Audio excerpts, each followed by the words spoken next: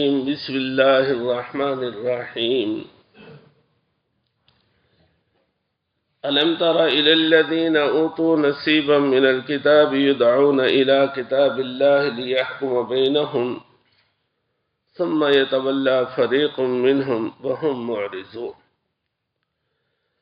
ذلك بأنهم قالوا لن تمسنا النار إلا أياما معدودة وغرهم في دينهم ما كانوا يفترون فكيف إذا جمعناهم ليوم لا ريب فيه ووفيت كل نفس ما كسبت وهم لا يظلمون صدق الله العظيم.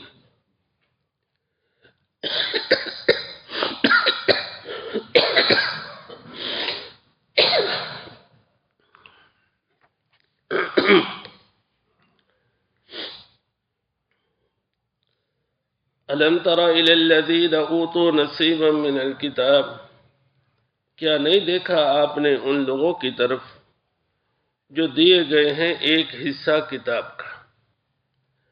یدعون الی کتاب اللہ، بلایا جاتا ہے انہیں اللہ کی کتاب کی طرف.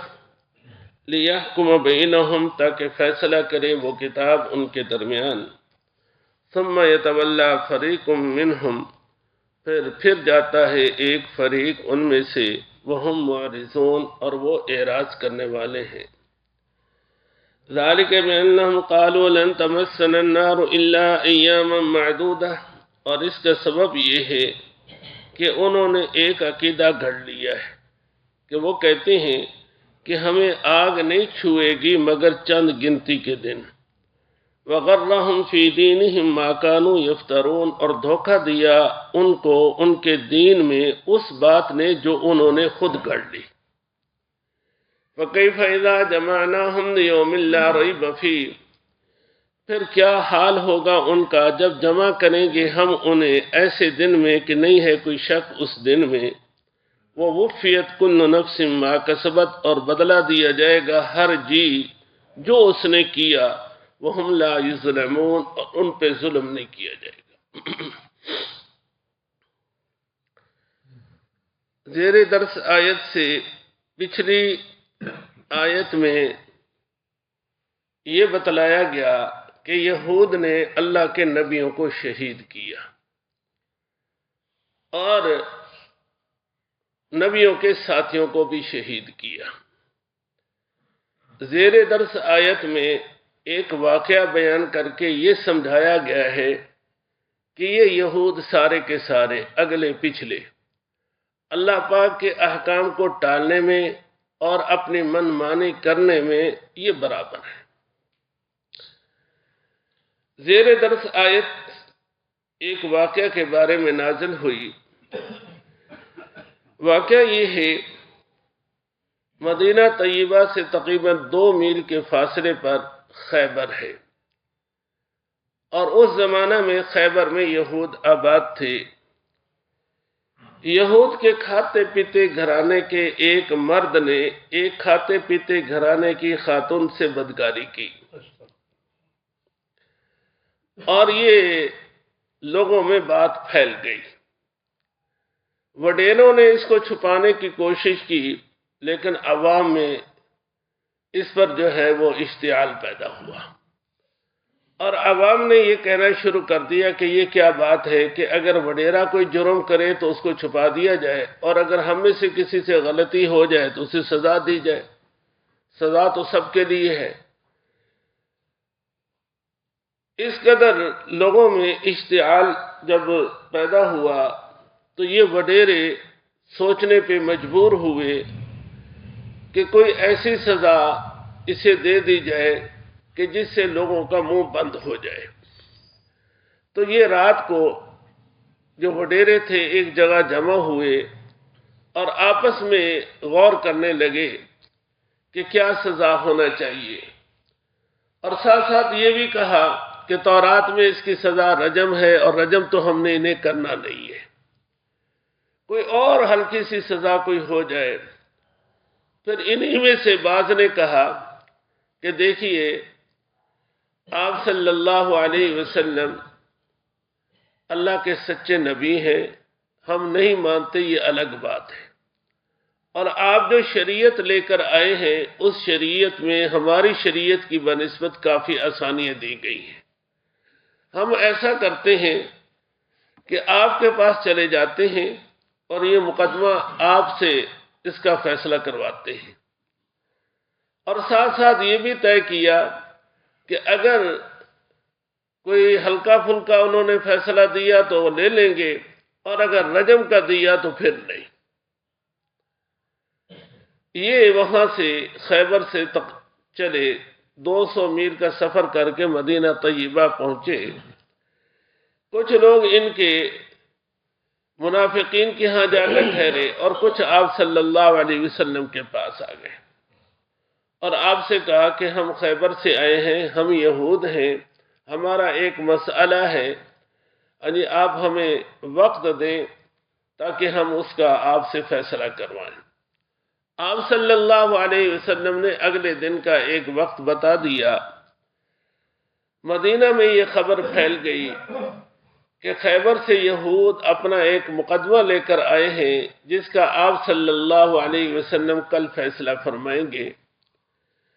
تو اگلے دن جب وہ وقت آیا، یہود بھی آپ کے پاس آ گئے، جو منافق لوگ تھے وہ بھی آ گئے، اور حضرات صحابہ کرام بھی کثیر تعداد میں جمع ہو گئے۔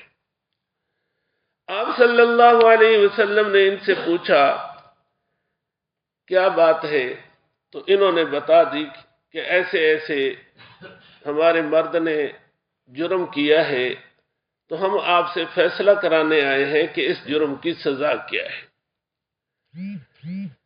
آپ صلی اللہ علیہ وسلم نے ان سے پوچھا کیا اس جرم کی سزا کا ذکر تورات میں نہیں ہے؟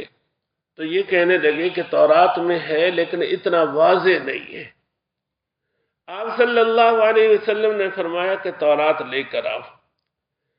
یہ تورات لے کر آئے، ان کے ساتھ عبداللہ ابن سوریہ تھا، اس کی ایک آنکھ تھی ایک نہیں تھی، اور یہ تورات کا بڑا ماہر تھا۔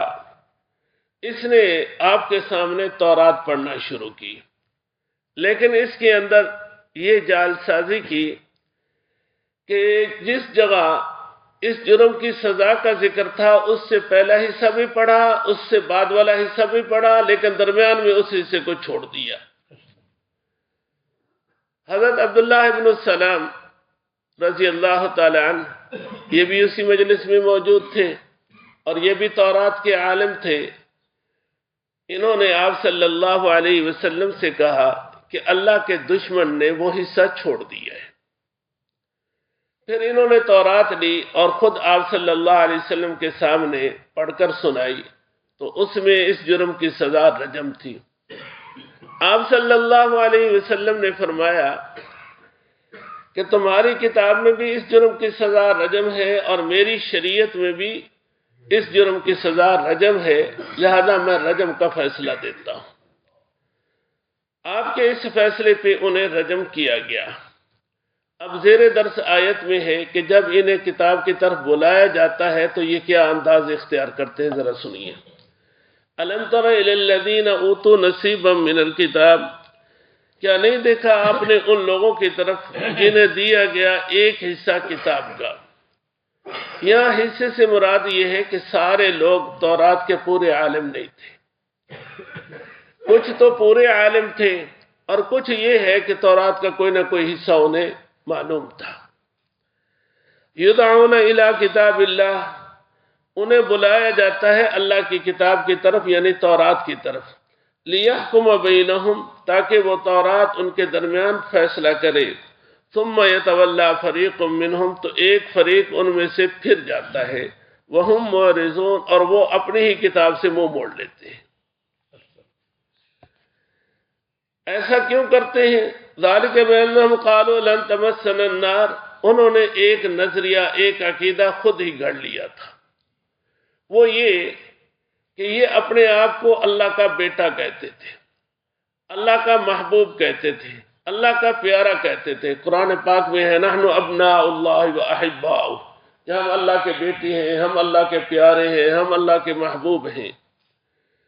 اور ساتھ ساتھ یہ بھی کہتے لن تمسنا النار الا ایاما معدودہ، پہلی بات تو یہ ہے کہ اللہ پاک ہمیں سزا دیں گے ہی نہیں، کیونکہ ہم تو اللہ کے پیارے ہیں، اور اگر ہمیں سزا ہوگی بھی تو گنتی کے چند دن ہوگی۔